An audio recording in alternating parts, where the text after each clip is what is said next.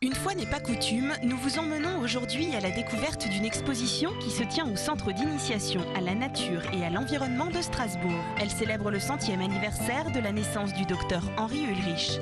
Je suis Catherine Ulrich, l'aînée des 3 enfants du docteur Ulrich.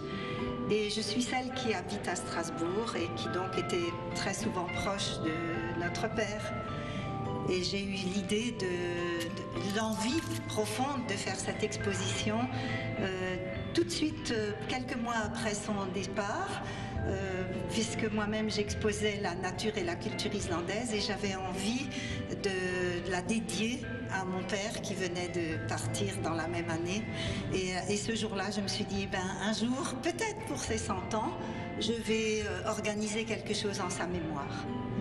Philanthrope et à l'activité riche, peu d'Alsaciens savent qui il était. Il est pourtant considéré par beaucoup de ses contemporains comme étant le premier écologiste alsacien. Il est notamment l'auteur d'ouvrages tels que Chasser sans tuer, sorti en 1954. Pour moi, la survie, ce n'est qu'une chose. C'est dans le cœur et la tête des gens qui vous ont connu. Donc les gens qui sont là, la plupart l'ont connu et ils survivent comme ça. Et ceux qui ne l'ont pas connu apprendront à le connaître. Et ce sera encore une survivance de ses valeurs, de ses idées. Oui, c'est émouvant. Je crois que c'est vraiment ça qu'il a d'exceptionnel. C'était quelqu'un qui a le premier à avoir un sentiment de nature très, très fort en lui, en fait. Donc c'est un peu...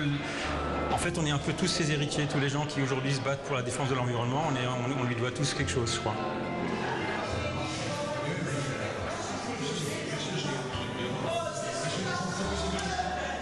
Il est presque impossible de croire qu'un seul homme, en une vie, ait pu faire autant de choses que lui.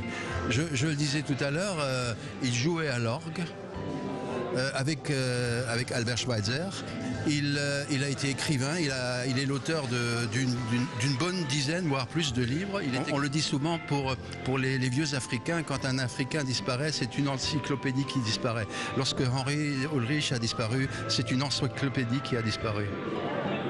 Organisé conjointement par la famille Ulrich et par l'association Strasbourg Initiation Nature Environnement, dépêchez-vous de découvrir l'œuvre et l'action de cet humaniste amoureux de la nature.